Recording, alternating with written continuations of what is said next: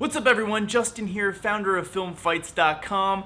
This film fight, we went to New Orleans and had ourselves a scary good time. It's Film Fights TV. Film Fights TV. We set the rules, you make the films, you decide the winner. What is Film Fights TV? Well, we take the heavyweights from FilmFights.com and I give my own little review about them. I'm going to be spoilering all these films, so if you haven't watched them yet, I recommend you go to FilmFights.com and check out the films right now before continuing on with this episode. Just hit the pause button and come back once you watched them all.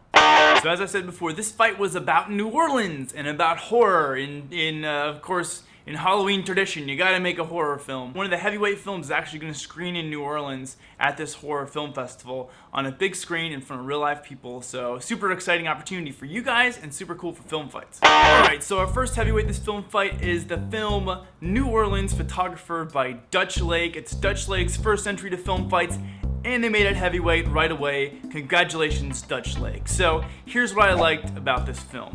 First of all, I love the idea of a photographer who is sneaking around and taking photos, and the line where he says, the only thing left is the photograph. It's like a cool, creepy concept.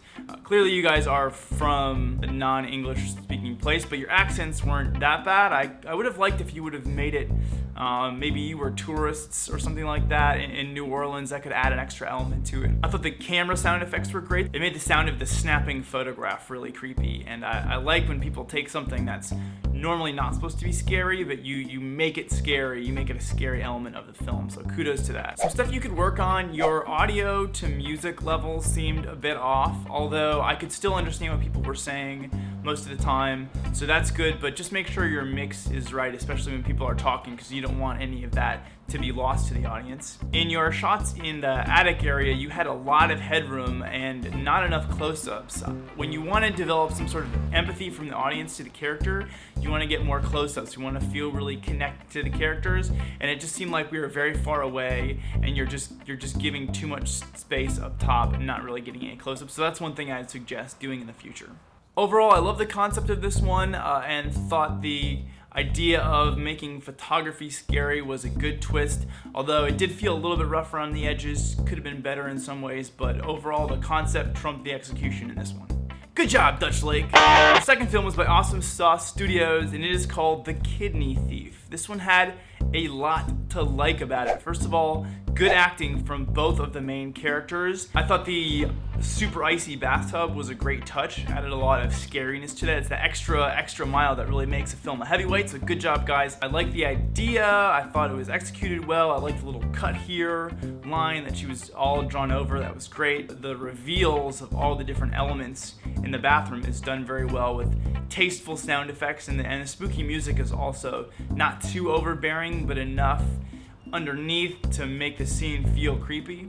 Now, some stuff you could work on. The sound effect when the kidney thief is hitting them over the head is really weak. That's a moment when you want the audience to totally freak out, to totally jump. I would have liked to see more blood in the bathroom, or maybe if the bathtub was filled with like bloody ice would have been a great visual as well. You can never have enough blood in this sort of thing, so I would suggest blooding it up a little bit more. The audio when she's cutting herself, the little cut here mark, seems like it was dubbed in, but not just dubbed in, but dubbed in at the wrong audio level. Sounds like it's peaking a little bit. Ideally, you would have gotten the good sound on set, or if not, when you're recording in a controlled environment, you're making sure that your audio is not peaking or too loud.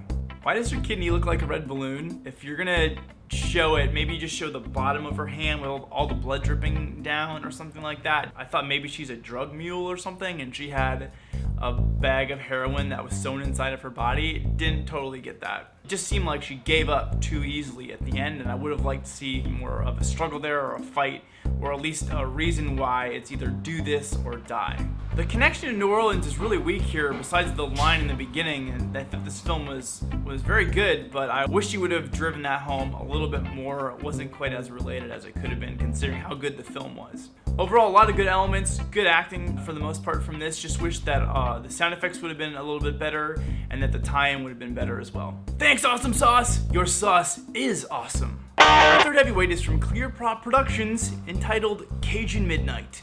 First of all, great example of what an awesome location will do for your film. You had a fireplace, you had a pool, you had all these great elements to play with because you found a great space. And even though it was dark in a lot of it, you did light it well enough where it didn't feel too dark. It's cinematically dark, not just annoyingly dark. Love the extra touches here. Love the went the extra mile. The photos on the wall, the magazine cover. Great use of sound effects throughout. The audio really helped carry this one. All right, here's some things you could have worked on. Kind of confused about the pool scene of him is he being tugged in? His shirt moves just a little bit. The ghost trying to drown him. He seems like he can fight it pretty well. There are parts of the story that didn't really make a whole lot of sense.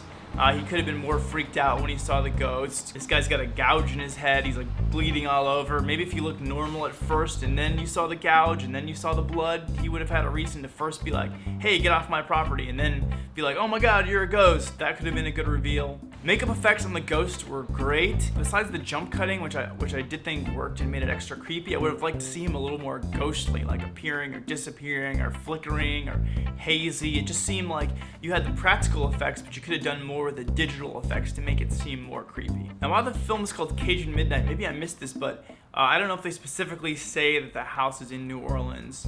Although the very French-sounding names and stuff like that would have been nice to tie it in a little bit more inside the actual film instead of just in the title. Overall, this film looked great. It had a great location. The acting was up to par, and the practical effects were fantastic in this.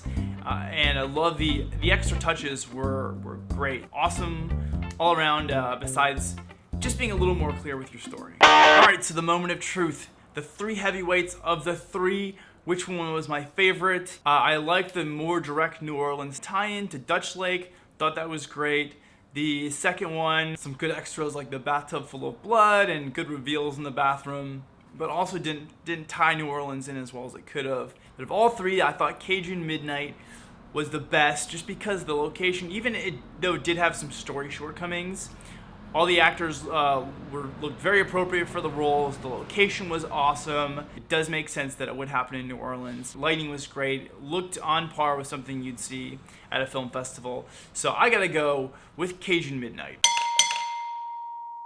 Alright guys, thanks for watching Film Fights TV. Make sure to fan us on Facebook. Make sure to check out all of our future fights at filmfights.com/futurefights. And of course, go to filmfights.com and leave your own reviews on the films. What do you guys think of the films? Was I totally wrong on my pick? What did you like? What didn't you like? Make sure to leave your comments on my comments in the comment section below.